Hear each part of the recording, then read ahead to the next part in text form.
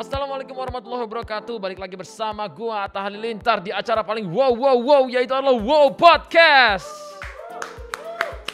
Penonton bayaran, nasi kotak ada. Di samping kita ada co-host kita pada malam hari ini, supir kita sendiri, Thorik Halilintar. Halo, jadi hari ini kita mau ngobrolin tentang, sebenarnya ngobrolin santai-santai tapi kita akan ngebawa topik tentang mental health. Mental health. Gue sih gue nggak pernah ngebawain isu mental health sama sekali sih, jadi kayak sangat noobs dalam hal ini. Bener. Tapi gue pengen ngobrol aja gitu sama Bang Atta dan bintang tamu nanti yang kita undang. Betul, karena bintang tamu kita ini adalah pengalaman pribadinya ini dahsyat banget untuk tentang mental health. Sampai semoga ini bisa inspire kita, dan dia ini sampai diundang ke luar negeri, go internasional untuk karya dia. Tentang karya dia yang mewakilkan mental health gitu. Tapi sebelum itu gue mau nanya dulu Bang, gue mau nanya sama lo,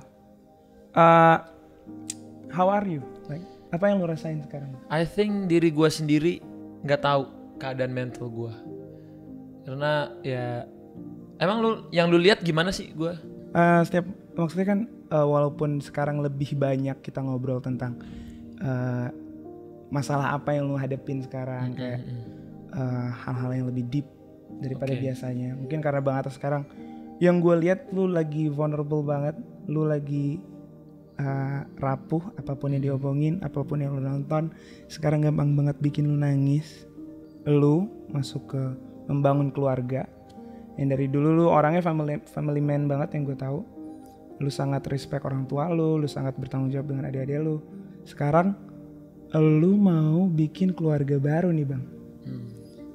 Nah itu menurut gue yang kenapa lu jadi lebih dakdikdukser, lu lebih sensitif terhadap hal-hal yang berbau seperti itu. Apalagi di sekarang lu mau menghadapi pernikahan ini sebenarnya kan bukan hanya lu menikah sama Kak Aurel kan. Di sini menggabungkan visi dan misi keluarga lu, keluarganya Kak Aurel, terus maksudnya menikahkan banyak pihak sebenarnya, bukan lu doang sebenarnya. Sebenarnya sih kalau gue mau ngomong ya, from the deep of my heart, karena kalau gue pribadi, gue tuh mau bahas ini aja gue takut nangis, karena menurut gue ini adalah momen satu-satu pertama kali dalam hidup gue kayak gini. Dan menurut gue di setiap keluarga ada dilema sendiri, ada dramanya sendiri, ada tekanan sendiri, pressure yang menurut gue ini kayak tebel banget gitu loh. Jadi kayak gue tuh ngerasa nih posisi hidup gue nih gimana gitu, kayak I just want to be happy gitu. I just want to be happy, I just want to be make a new family, punya istri, punya anak gitu kayak. Apalagi ini marriage gitu yang dulu kita kecil-kecil ngomongin Bang Atta. Iya. Lu nanti bakal nikah duluan. This is hard karena waktu gua dulu ngomong mau menikah itu sama adik-adik gua, sama keluarga gua dan lain-lain. Dan ternyata kan memang Tuhan tidak mengizinkan kita untuk bersama sekarang gitu. Di saat itu adalah orang-orang yang gua sayangi, gua cintai. Dan di posisi gue yang ditanyain segala macem, kemarin baru bikin lamaran aja banyak banget orang nyari masalah, nuntut inilah, nuntut itulah, ada tuntutan dari lembaga inilah, lembaga itulah. Jadi menurut gue di hari bahagia gue aja gue dapet tekanan begitu dalam gitu, begitu kayak kenapa sih orang nggak biarin, kayak leave me alone gitu, leave me alone, I want happy gitu. Jadi setiap apapun yang gue lakuin gue harus serba salah, gue harus serba takut, gue harus serba ngejaga, gue udah gak kayak orang normal gitu. Jadi normally gue tuh kayak dijudge sama orang, dinilai orang, walaupun gue penuh support, penuh dukungan dari masyarakat Indonesia dan lain-lain. Walaupun sebelumnya backstory gue tuh udah banyak yang berat tuh bisa gue laluin, tapi yang sekarang ini semakin hari semakin berat gitu. Selain sama gue, mungkin gue juga gak terlalu mikir kalau gue orang paling banyak lu ceritain gitu ya. Siapa sih yang lu biasanya cerita lagi? Nih walaupun gue pribadi nih ya, kayak sama Abi Umi itu kayak orangnya bukan tipikal berkabar setiap hari, tapi ketika gue berkabar tuh gue bisa ngomong video tuh bisa nangisnya tuh parah, bisa kayak gitu, bisa kayak nggak bisa berhenti, gue bisa kesedek Wah, lu tahu sendiri kan gimana di grup keluarga gue tuh sampai kayak bisa bergetar-getar. Itu menurut gue mental gue udah rusak banget sih. Mentally gue, down gue itu. Makanya hari ini pembahasan kita berat. Kita harus ngundang orang yang lebih paham sepertinya. Bukan hanya lebih paham, dia memang atau yang pernah pengalaman ngerasain, sih. Yang pernah ngerasain langsung kan. Jadi gue tuh kemarin ketemu di acara co-kreasinya sama Smart Friend ya, namanya Hana Madness. Jadi di Smart Friend ini banyak banget co-kreasi bareng konten kreator dan juga orang-orang yang berkarya di bidang yang aneh-aneh, Lik. Dari bidang yang kita tahu yang viral kayak gue, dari YouTubers, nyanyi, desain baju, sampai musisi, dance, sampai ke apa sih namanya, doodle art, seniman yang bener-bener lu mungkin kadang-kadang gak terlalu lihat di media, tapi ternyata seniman-seniman hebat di Indonesia tuh ada banyak yang bisa mengharumkan nama Indonesia sampai keluar. Oke, kita panggil ini dia tamu kita, Hana Madness. Merangkak ya kak ya. Hai kakak. Pakainya Kita nyantui. pakai headshotnya dulu. Headshot. How are you, Hana Madness? Alhamdulillah, kabar baik. Secara mental dan fisik lagi oke. Lagi oke. Tadinya sangkain gue waktu kesini tiba-tiba emang bisa ada tiba-tiba nggak oke gitu. Bisa dong, selalu kayak gitu ritmenya, selalu berbeda setiap hari. Treatment yang dilaluinnya pun selalu berbeda dari dulu sampai sekarang. Jadi masih berjuang dengan kondisi kejiwaanku sampai saat ini. Kakak ini masih ngerasa gitu ya, gangguan mentalnya tuh masih kerasa banget. Memang aku udah menjadikan mental health issue yang aku punya itu sebagai identitasku, yaitu seniman dengan disabilitas mental, karena memang concernku di situ. Aku boleh nanya dulu gak sih? Kan sekarang emang akhirnya mental health lagi sering dibahas di dunia sekarang kan. Mungkin buat penonton yang belum tahu nih di rumah, apa sih itu mental health? Ya, mental health itu adalah gambaran, adalah istilahnya kesehatan jiwa ya, yang menggambarkan kesehatan jiwa dalam diri seseorang. Dan berbicara soal kesehatan jiwa itu sebenarnya relate banget sama semua orang. Emosi kita, perasaan sedih kita, perasaan gembira kita. Hanya saja itu menjadi sebuah gangguan ketika itu udah mengganggu fungsi diri hingga sosial kita. Misalnya kita menarik diri dari lingkungan sosial, kita nggak makan, nggak merawat diri berhari-hari, bahkan hingga menunjukkan gejala-gejala atau perilaku-perilaku destruktif atau merusak yang nggak hanya merugikan diri kita sendiri tapi juga orang lain, orang terdekat kita. Itu jadi masalah, itu jadi sebuah gangguan. Dan katanya, bukan katanya sih, apa yang terlihat apalagi dengan adanya sosial media, semakin banyak kan orang yang mentalnya tuh keganggu gitu karena sosial media. Dan terlebih di saat pandemi ini, semua orang jadi bisa rentan. Tingkat kekerasan dalam rumah tangga, orang-orang yang kehilangan pekerjaan itu jadi semakin rentan kan untuk bisa memiliki rasa bersalah atau depresi. Nah, timku kan sempat ngeriset nih tentang Hana. Katanya Hana ini tuh sempat namanya kena ini gak tahu penyakit atau apa, namanya bipolar disorder. Bipolar, gimana ngomongnya? Ya bipolar aja, Bipolar. gangguan bipolar. Gangguan bipolar. Itu apa sih kak? Itu kayak gimana tuh? Itu gangguan suasana hati. Yang ganti-ganti gitu ya, katanya karakternya kadang-kadang bisa marah sama orang ini, tahu-tahu besoknya baik pun. Sebenarnya nggak sesimpel itu sih. Ini sangat-sangat spektrumnya sangat-sangat luas sekali. Bahkan bipolar disorder atau gangguan bipolar itu sendiri juga punya banyak tipe. Dan kalau berbicara soal gangguan bipolar, itu adalah gangguan perubahan suasana hati antara mania dan depresi yang sangat-sangat seperti dua kutub yang sangat terbalik. Jadi ketika mania itu sangat euforia, energi berlebih, bisa bicara banyak, gak tidur berhari-hari. Tapi Aku dong itu. itu kamu ya setiap hari? Iya. Betul, kadang kan karena aku ngerasa stigma itu seringnya nggak hanya datang dari masyarakat sekitar atau orang lain, tapi dari diri kita sendiri. Oke, gue ke psikiater ataupun ke psikolog, berarti ada kecacatan dong dalam diri gue. Nanti kalau keluarga gue tahu gimana? Iya, itu harus ditepis. Aku boleh nanya gak sih? Boleh. Apa sih titik terendah kakak saat mengalami itu? Banyak banget.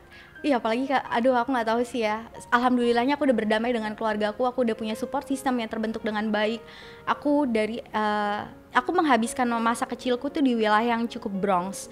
Dan pada saat itu juga karena minimnya edukasi orang tuaku terhadap kesehatan jiwa, aku mendapatkan penanganan yang salah sedari aku kecil. Dan ketika di masa-masa remaja pencarian jati diri itu aku mulai berontak gitu ya, mulai suka marah-marah, lempar-lempar barang lah kasarnya gitu, sampai menyakiti diri sendiri. Akhirnya aku berkonflik hebat dengan aku dan keluargaku, karena mereka nggak ngerti, ya nih anak nakal, salah pergaulan, udah intinya gitu. Sampai akhirnya aku banyak menghabiskan waktu di luar rumah yang ternyata tidak semudah yang aku pikirkan. Kalau aku kan dulu sempat memang punya rasa juga pengen kayak udah mau pengen diri, nggak mau ketemu orang. Pernah sempat di titik aku tuh kayak aduh, kalau mati diambil Allah aja aku siap deh, gimana caranya aku nggak puyeng gitu. Tapi balik lagi ketika kita memang, aku tuh sama orang tua diajarin dari kecil, kalau kamu bunuh diri udah pasti masuk neraka. Sama Kak. Kata orang tuaku gitu. Intinya kalau ada apa-apa curhatlah sama Tuhan. Jadi ketika masa-masa kayak gitu, ketika aku ngomong sendiri sama Tuhan, itu yang bikin aku jadi lega. Walaupun aku ngerasa aku belum jadi hamba yang baik kepada Tuhan gitu. Aku belum, sama Allah aku belum jadi hamba yang baik. Aku masih banyak dosa, masih banyak salah. Tapi pada saat itu lo udah jadi public figure belum? Udah. Itu di saat peak-peaknya. Di saat peaknya. Yeah, jadi aku misalnya 8 tahun di dunia ini, di dunia perinian lah, sosial mediaan ini. Nah 4 tahun pertama tuh goyang-goyang, makin naik makin goyang. Jadi mentalku tuh hancur.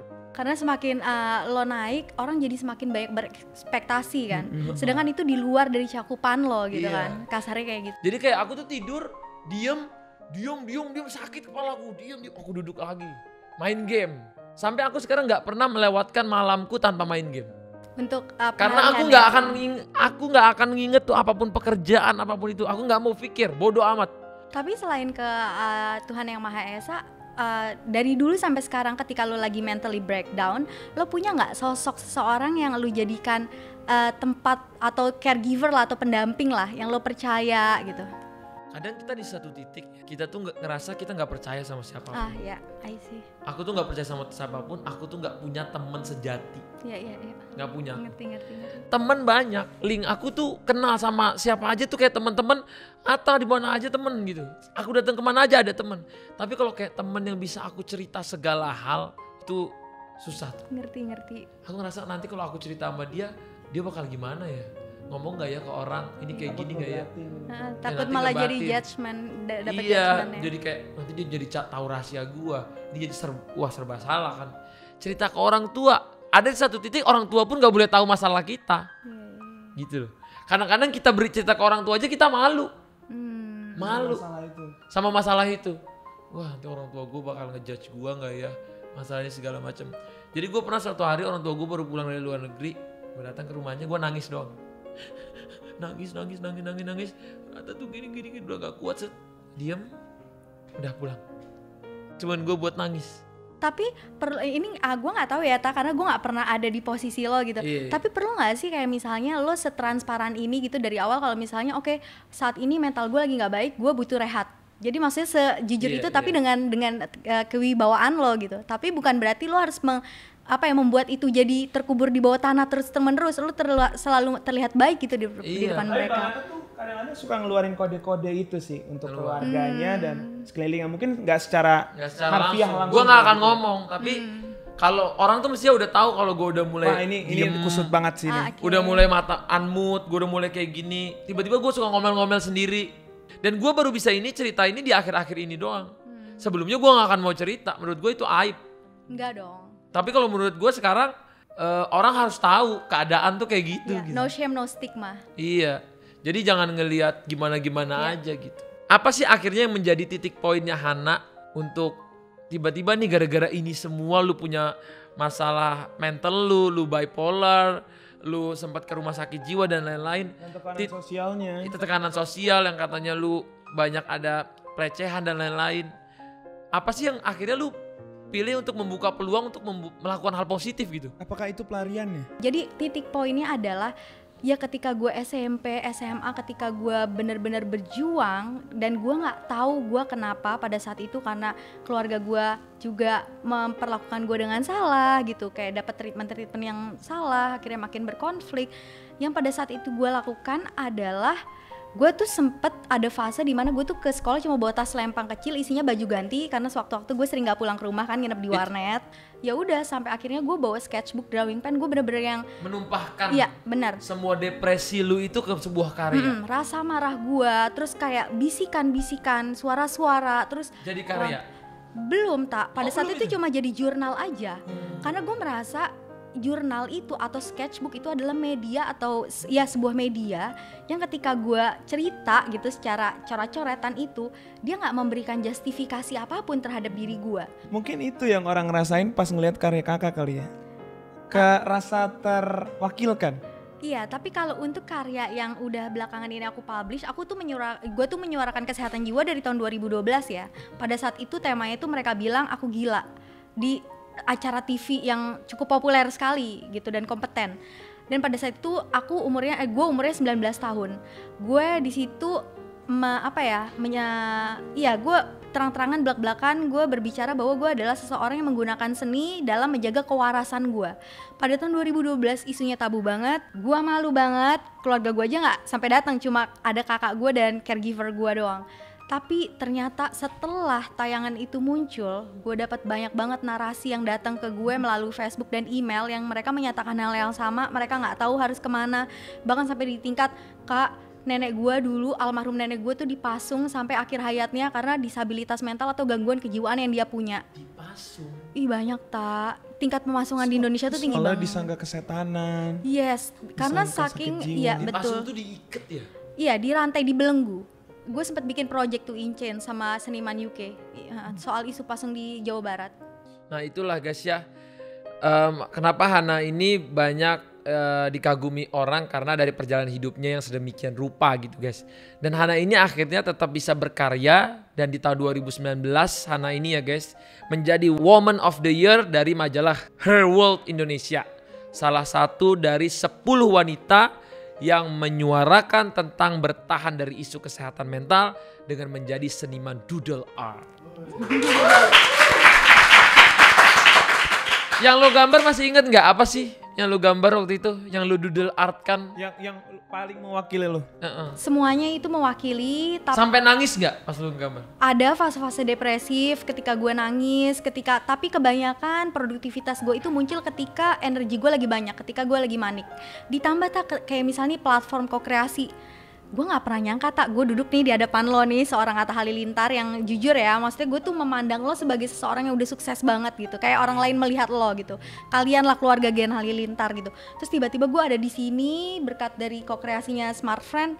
Gue gak nyangka karena gue ngerasa dari awal 2012 gue menyuarakan isu ini, oke, identitas gue sebagai seniman yang concern menyuarakan isu kesehatan jiwa kayaknya gak akan membawa gue kemana-mana. Ngerti kan? Apalagi isu ini di Indonesia sangat-sangat tabu sekali ya kan. Kayaknya ya udah gue akan mentok aja, tapi ternyata gue salah. Gue bisa ada di sini, gue ngobrolin ini dengan lo secara santai. Terus ketika gue bekerja sama dengan Smart Friend, mereka memang menilai gue ya karena karya gue gitu, bukan karena disabilitas gue gitu yang dianggap sebagai sebuah kekurangan. Bukan, gue punya disabilitas mental, identitas gue sebagai seniman dengan masalah dengan gangguan kejiwaan, tapi itu nggak mengurangi esensi gue sebagai manusia. Gue tetap 100% manusia gitu, hanya saja dengan kebutuhan dan akses yang berbeda. Bareng Smart Friend ini bikin apa aja Kak? Kokreasi apa aja nih yang lu bikin nanti bareng Smart Friend? Banyak dong, pokoknya keren-keren, seru banget. Gokil. Gokil. Gue aja aduh excited banget. Ada bocoran gak dikit?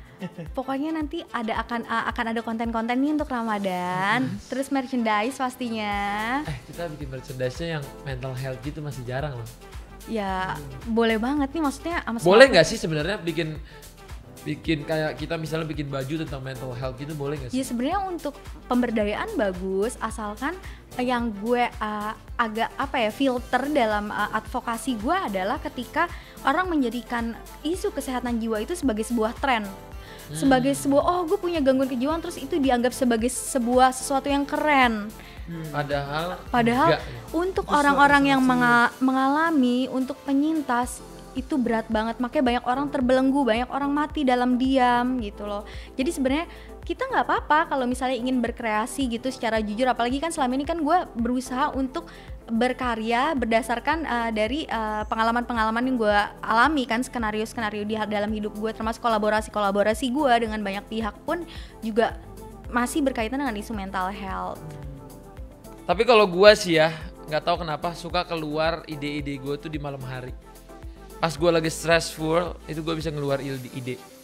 Salah satu lagu gue yang gue bikin di malam hari, waktu itu gue minta dibantu sama Bro Jerry Taufik Warendra yang gue itu judul lagunya Exposure. Nanti kalau kakak mau denger itu judul lagu Exposure. Itu salah satu lagu yang dari ratusan konsep lagu saat gue lagi down. Itu Exposure. Itu apa nanti single? Udah keluar.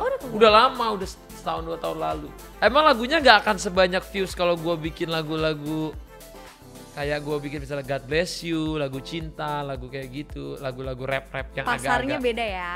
Greg, iya pasarnya beda. Tapi lagu Exposure tuh sangat mewakilkan gue. Kalau denger mungkin tuh lirikalnya tuh dalam-dalam gitu, kayak gue cerita tentang hidup, apa yang gue rasain pada saat itu. Nah itulah, makanya menurut gue ya guys, ide itu kita harus siap 24 jam. Karena ide itu kita gak tahu datangnya kapan gitu. Ide itu bisa keluar tengah malam. Jadi kalau gue tuh anak tengah malam banget. Kalau lu? Banget Tengah malam banget kan. Banyak seniman. Batman gue, Batgirl. Bener, banyak seniman itu keluar ide di tengah malam.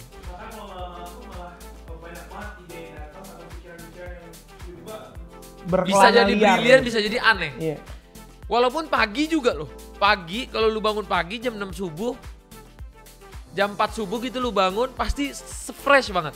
Tapi kalau malam tuh suka keluarnya ide-ide kadang-kadang yang gila-gila juga gitu. Random banget ya. Nah, caranya untuk menyalurkan ide-ide tersebut tuh biasanya gimana?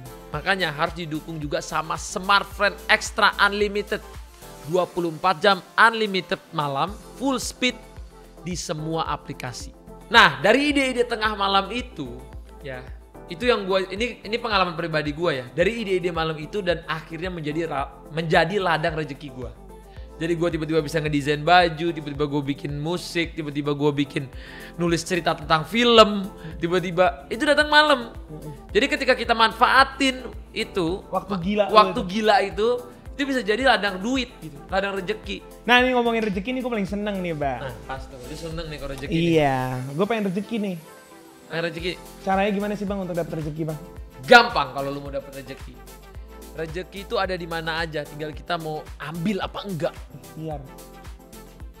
Bener, lu mau berusaha apa enggak. Kalau ketika lu ada ide setiap orang tuh ada loh diberikan Tuhan tiba-tiba nih gua kasih ide. Dapat apa ya? Ilham, dapat pencerahan. Lu siapin kertas, lu tulis ide-idenya. Dan rezeki gak bakal ketukar sama orang lain. Rezeki gak bakal ketukar. Jadi ketika lu lagi dapat ide, lu tulis gitu. Tapi kalau lu mau rezeki lagi nih, gue punya cara lagi nih. Apa tuh Bang? Gue kasih peluang kalian untuk dapetin rezeki luar biasa. Namanya adalah Smart Friend Rezeki. Wow! Karena ini tuh rezekinya luar biasa, jadi apa lu harus itu semangat. Bang? Lu harus ngejelasin gue biar gue bisa ikutan juga dong. Jadi kalian bisa dapetin kesempatan untuk mendapatkan hadiah langsung.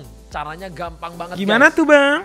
Download atau update aplikasi My Smart Friend dan terus bertransaksi seperti isi ulang pulsa, paket data, terus ikutan rezeki wow. Hadiahnya banyak, ada smart point, bonus pulsa, smartphone, laptop, motor, dan grand prize mobil. Dan tabungan ratusan juta rupiah. Banget banget.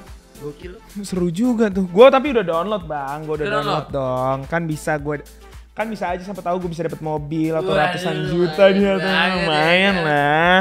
By the way, sebelum gue lanjut lagi, gue mau nanya, kenapa Bang Atta mau atau kepikiran untuk berkreasi bersama Kak Hana Madness? Jadi karakter Doodles-nya tuh kan unik-unik. Kalau kemarin kan gue udah lihat karakter Doodles-nya Adi Debil sama Show the Monster. Kalau kamu tuh karakter Doodles-nya tuh kayak gimana sih?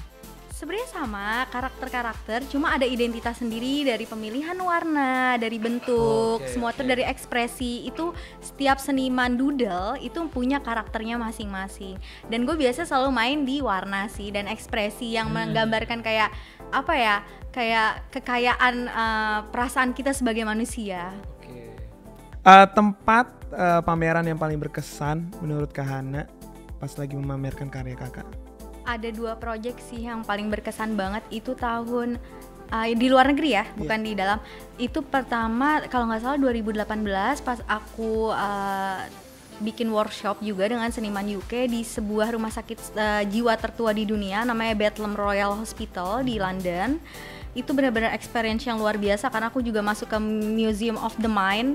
Itu museumnya tuh isinya benar-benar kayak baju-baju pasien, karena itu rumah sakit itu dari kalau nggak salah ya, nanti bisa googling, kalau nggak salah dari 1920 atau 18 sekian gitu.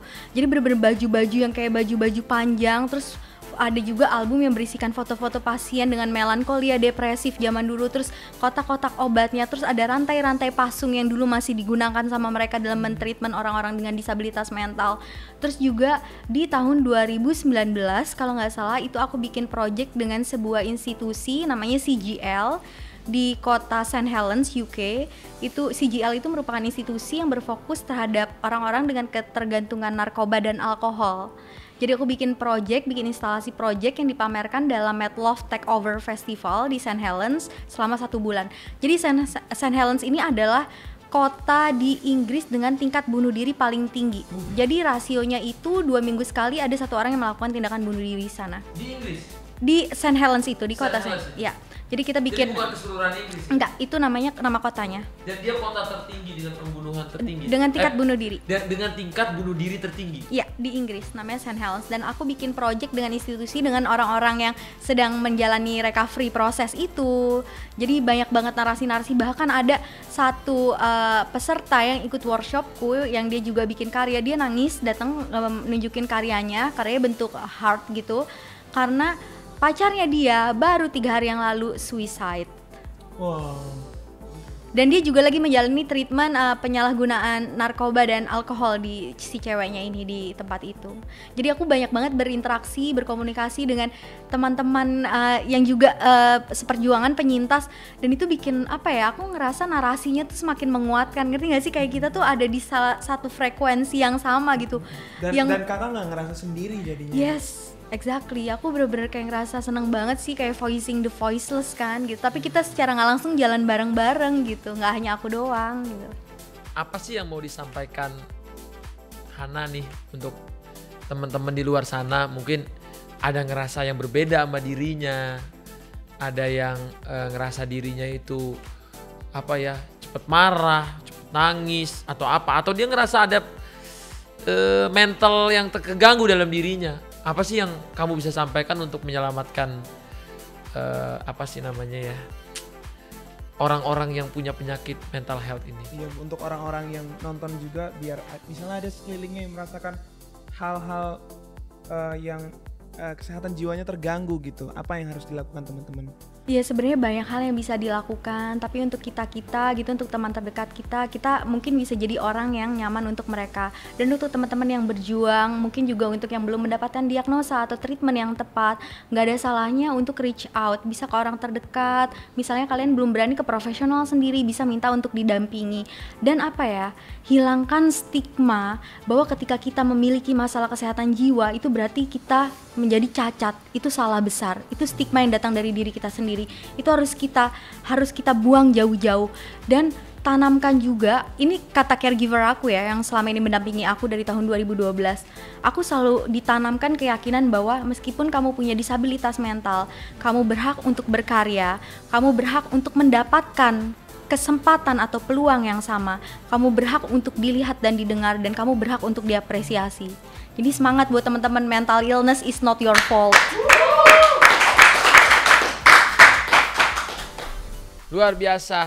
Jadi kesimpulannya, kita semua punya peluang untuk jadi apapun yang kalian mau. Seberat apapun keadaan kita, semua orang masih punya peluang untuk hidup bahagia.